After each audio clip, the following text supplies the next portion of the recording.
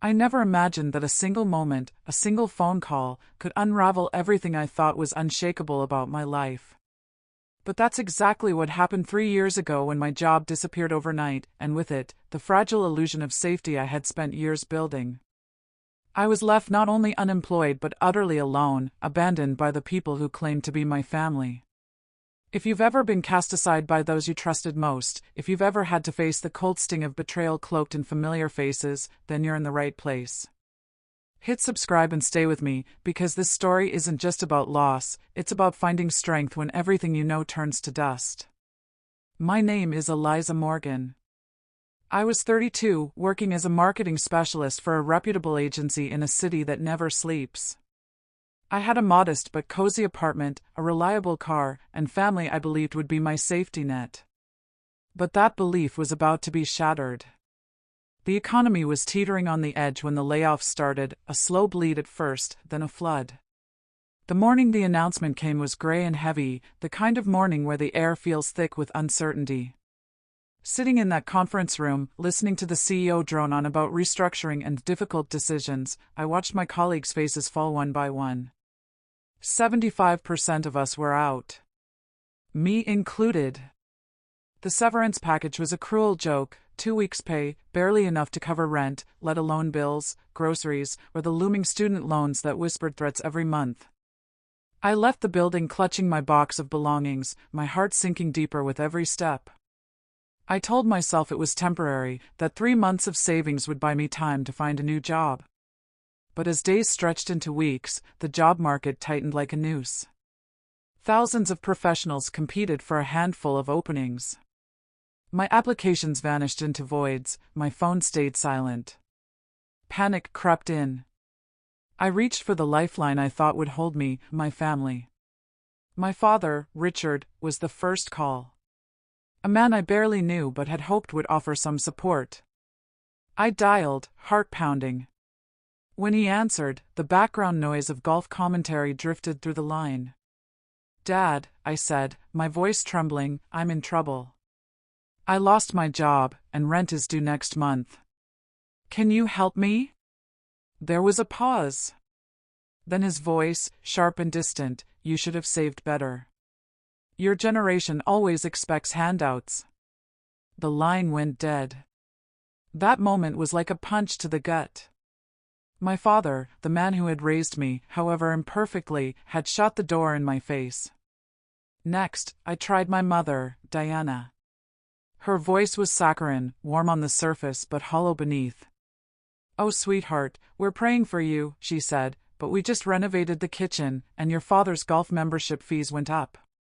Maybe cut back on those fancy coffees? Fanciful coffee drinks?" I was surviving on instant noodles and tap water.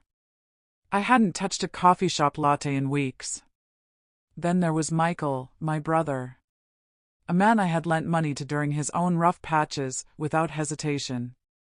But his memory was short, and his generosity forgotten. "Maybe if you hadn't wasted money on that apartment and those clothes, you'd have something to fall back on," he snapped. I remembered the modest studio I rented, the thrift store dresses I wore, the sacrifices I made silently. Desperation made me swallow my pride. I asked for a family dinner, a chance to explain, to be heard, to find compassion. That night was a nightmare etched into my memory. My mother served pot roast with the same practiced smile she always wore, while my father nursed a glass of whiskey, barely glancing at me. Michael and his wife, Rebecca, arrived late with their children, who immediately dashed off to the basement. I spoke quietly, carefully, about layoffs, eviction threats, and the job search that felt endless. Rebecca rolled her eyes. "This is what happens to irresponsible millennials," she scoffed, her voice dripping with disdain.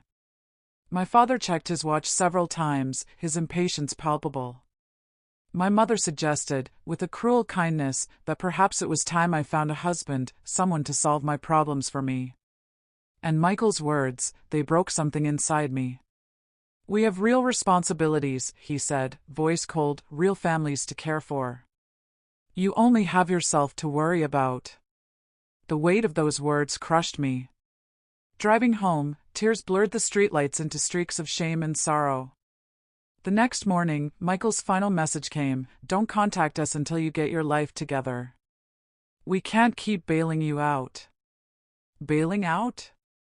They had never bailed me out, not once, through all my struggles. Weeks blurred into a haze of selling belongings, scraping pennies, and sleeping in my car.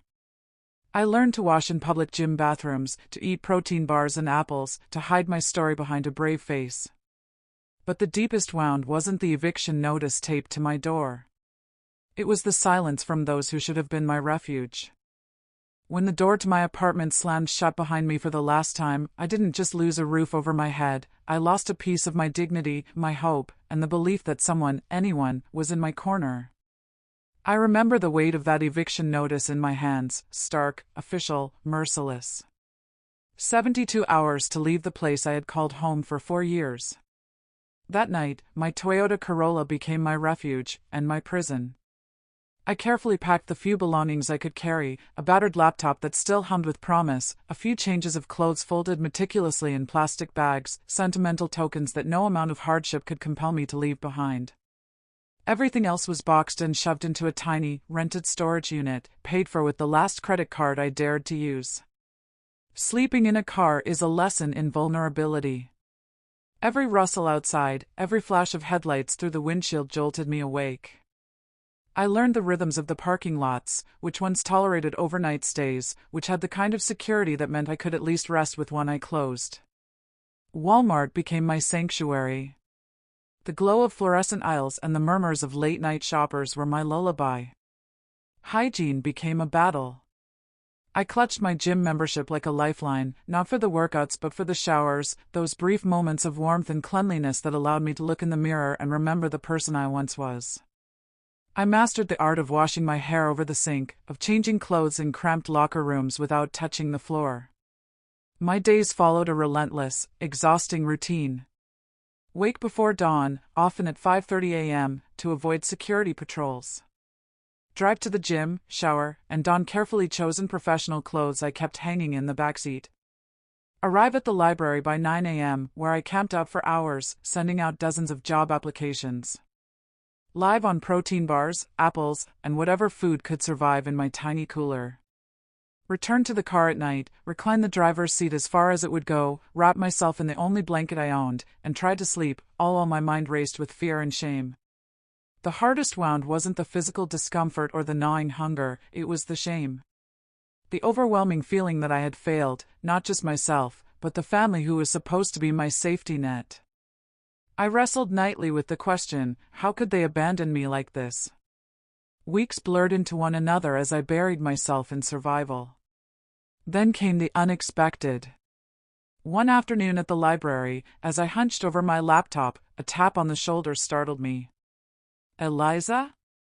It was Marcus, a former colleague from Market Trends. His familiar smile was like a brief flash of sunlight in my bleak world. "How have you been?" he asked gently, and for the first time in months, I almost broke down. We caught up over coffee, and he shared that he had started a small marketing consultancy, a lean, scrappy operation but one that needed someone with my skills. The pay was modest, far from my previous salary, but it was a start. I accepted without hesitation. That tiny studio apartment I found afterward was a far cry from my former life, questionable safety, unreliable hot water, noisy neighbors, but it was a door back to stability. Still, money was tight. To make ends meet, I took an evening bartending job at the Rusty Nail, a dimly lit bar with a gruff but fair owner named Tony. I spent my days at Marcus's office, learning new software, volunteering for difficult projects, and my nights pouring drinks and talking to strangers. Sleep was a scarce commodity, often 4 hours, sometimes less. Some nights, exhaustion overwhelmed me, and tears streamed down my face on the walk home, tears born not from weakness, but from the sheer weight of relentless struggle. At the Rusty Nail, I met Stephanie, a law student juggling school and bartending to pay the bills. Our shared exhaustion forged a quick friendship. When she mentioned needing a new place to live, I suggested we become roommates. Splitting rent was a relief, a small but vital step toward reclaiming control over my life. Meanwhile, Marcus noticed my dedication. After 6 months, he increased my hours and pay, calling me the hardest worker he'd ever met. I soaked in every moment of encouragement, every small victory. In stolen hours between shifts, I completed free online courses, digital analytics, social media, content strategy, building skills from scratch, rebranding myself one certificate at a time. The day came when I realized I had gone hours, even days, without my family's abandonment creeping into my thoughts. I wasn't ready to forgive them, that wound was raw, but the silence in my mind was a sign I was healing. That healing was fragile. The world had not yet offered me peace, but I was learning to claim it myself. The day they came back was unlike any other. I was sitting in the quiet sanctuary of my new home, a modest house I had painstakingly purchased with every ounce of hard work and sacrifice, sipping coffee on the wooden deck I had grown to love. The morning was calm, the air crisp, and the birds sang with an innocent joy that felt at odds with the storm about to descend. Then came the doorbell, insistent, loud, breaking the fragile peace. I opened the door, expecting a delivery or a neighbor, but standing there were the faces I thought I'd left behind forever: my father Richard, my mother Diana, my brother Michael, his wife Rebecca, and their 2 children, all burdened with suitcases and an air of entitlement that chilled me to the bone. "Surprise!" my mother exclaimed, arms stretched wide for a hug I refused to return. They stepped into my home as if it were theirs, wandering, touching, claiming. My father inspected my crown molding with a critic's eye, my mother critiqued my cabinet colors loudly, Rebecca catalogued my refrigerator's contents with disdain. The children ran rampant, invading the sacred private spaces I had carved out for myself, my carefully curated bookshelves, my personal office, their muddy shoes leaving marks on my floors, their laughter drowning out my protests. "Mommy says this will be our room," Emma announced as she bounced on my bed, her brother claiming the spare bedroom as a playroom. I tried to maintain composure, reminding them gently, "Please don't touch that. That's my bed." But their sense of ownership was brazen. Michael's casual remarks cut deeper than any knife: "We've given notice on our apartment. The landlord raised rent. We thought, well, family sticks together, right? You have space. You can help us." I stared at him, this man who had once abandoned me at my lowest, now standing in my living room as if I owed him a place to stay. My mother chimed in with hollow excuses about financial setbacks, retirement funds lost in the market crash, and the impracticality of hotels. They had sold their house, the one they lived in for 30 years, and expected to move in here, with me, in the home I had bought with my own sweat and tears. Their plan was laid bare: they would take the bedrooms, push me into the basement, expect me to bend to their needs, all without a shred of remorse for the years they left me alone. The final blow was Michael's voice, dripping with condescension. "You don't have a family to worry about. No husband, no kids. You owe us." I was speechless. Not because I lacked words, but because the sheer audacity was overwhelming.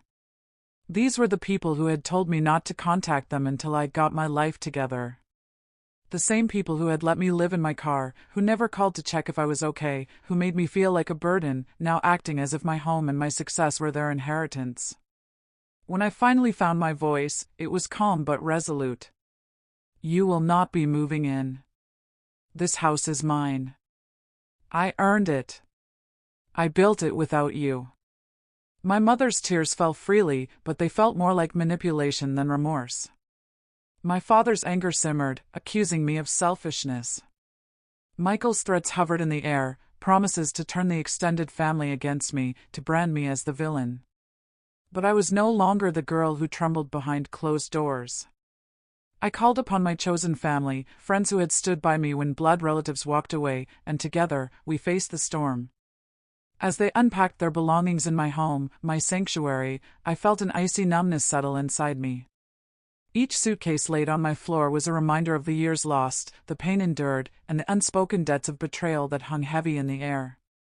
Their presence was loud, invasive, the children's careless footsteps echoed in the rooms where I had whispered my hopes into the quiet walls. Rebecca rearranged my furniture as if I were a mere tenant in my own house. My mother, with her glistening eyes and trembling voice, insisted this was temporary, a family sticking together through hardship. But I knew better. This wasn't about hardship, It was about entitlement. I watched Michael's eyes as they flickered with impatience and resentment. He had always worn the mask of responsibility, but beneath it lurked a selfishness I was only now fully understanding. "You owe us," he said again, a phrase that twisted in my gut. Oh. I had poured years of my life into helping him, had loaned him money he never fully repaid. When I needed him most, he was nowhere to be found. My father's voice broke the silence, cold and sharp. "After everything we've done, this is how you repay us?" I met his gaze without flinching. "The only thing I owe you is the truth, that you abandoned me when I needed you, and now you expect to take what I built for yourselves." My mother's tears flowed freely, but they no longer had the power to soften me. Her words were a well-worn script of guilt and manipulation, but I had learned to see through the act. The weight of years of neglect pressed down, but a new force stirred within me, the fierce determination to reclaim my life, my space, and my dignity.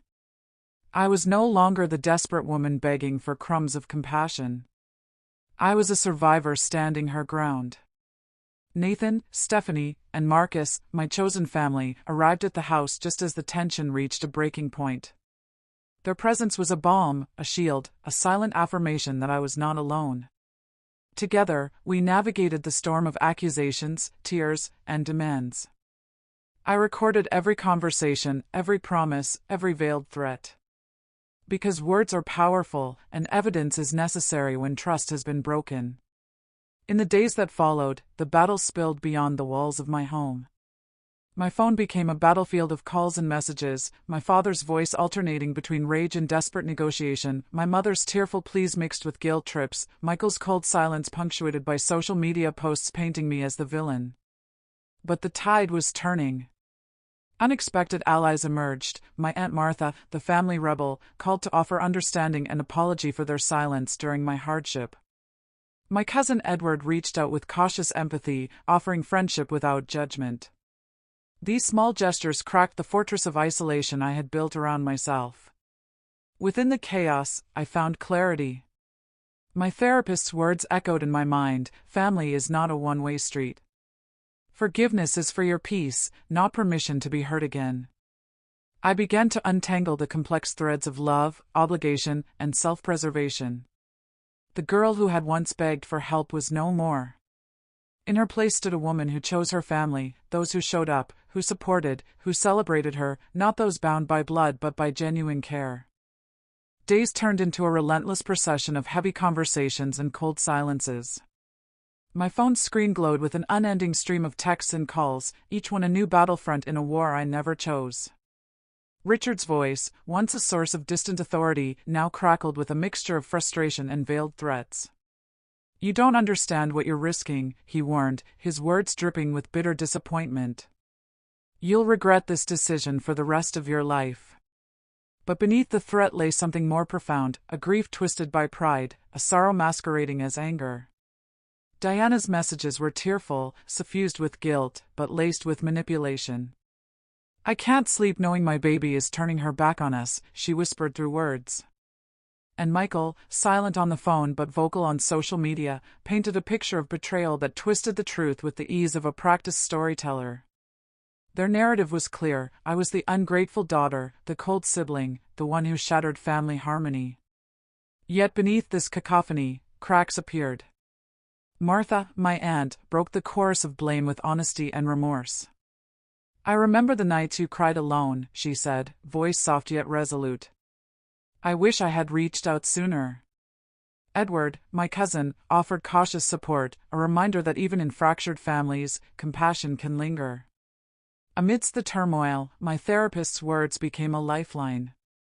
"Boundaries are acts of love, for yourself," she reminded me during one raw session. "I see now," I whispered, tears slipping down my cheeks, "that forgiving them doesn't mean giving them access to my life." Each session peeled back layers of buried pain and unspoken anger. I relived moments of neglect, the sting of abandonment, and the heavy weight of expectations never met. The realization settled deep inside: my family's love had always been conditional, tied to convenience, utility, and their own comfort. And I was done being a hostage to that love. The final confrontation at my house was more than a physical gathering. It was a crucible where years of resentment, hurt, and shattered trust were laid bare. I stood firm, articulating boundaries with a clarity born from pain and hard-won self-respect. "You will not walk back into my life demanding what you never gave," I said, voice steady. "You will respect my home, my choices, my peace." The silence that followed was heavy but necessary. As they packed their bags and left, I felt the simultaneous ache of loss and the fierce thrill of freedom. My chosen family, those who showed up without condition, rallied around me. Nathan, with his quiet strength, Stephanie, with her laughter and light, Marcus, with his unwavering belief in me. Together, we built a new circle of support and love. I painted the walls of my home with bold colors, each stroke a declaration: the space is mine. I displayed my books and memories proudly, no longer hiding from the past but owning my story. I updated my emergency contacts, replacing old names with those who had earned the title of family. And with each day, the girl abandoned and broken faded further, replaced by a woman who defined her own worth. In the quiet aftermath of their departure, a strange stillness settled over my home, a silence both heavy and freeing. It was a silence filled with unanswered questions, aching wounds, and the daunting possibility of starting anew. For years, I had equated family with obligation, a chain of expectations that bound me to pain, betrayal, and unspoken resentments. But now, I faced the profound truth: family is not simply defined by blood. It is defined by who shows up when the world turns its back. Therapy became my sanctuary. Each session was a journey through tangled emotions: grief, anger, guilt, and ultimately, acceptance. I learned that forgiveness is a gift to oneself, not an invitation for old wounds to reopen. I discovered the power of boundaries, not as walls to shut others out, but as fences to protect my soul. With careful intention, I began to redraw the lines of my life. I nurtured relationships that uplifted me, friends who celebrated my successes and held me steady during storms. Nathan, whose steady presence became a beacon of trust. Stephanie, whose laughter rekindled joy in the darkest moments. Marcus, whose faith in me never wavered. I transformed my home into a sanctuary, painting walls in colors that spoke of strength and renewal, filling shelves with books that told stories of resilience. I replaced old emergency contacts with those who truly cared, engraving new names into my life's narrative. The woman who had been abandoned, who once lived in a car and hid her tears, was no longer who I was. I had become a testament to endurance, to reclaiming power and rewriting destiny. The ghosts of my past may linger, but they no longer dictate my story. I stand now, not as a victim of betrayal, but as a survivor, a woman who chooses her family, her home, and her peace. And if you find yourself walking this difficult path, know this: your worth is not defined by those who turn away. It is found in the courage to stand, to heal, and to love yourself fiercely. Thank you for joining me on this journey. If this story touched you, please subscribe and share it with someone who needs to hear it.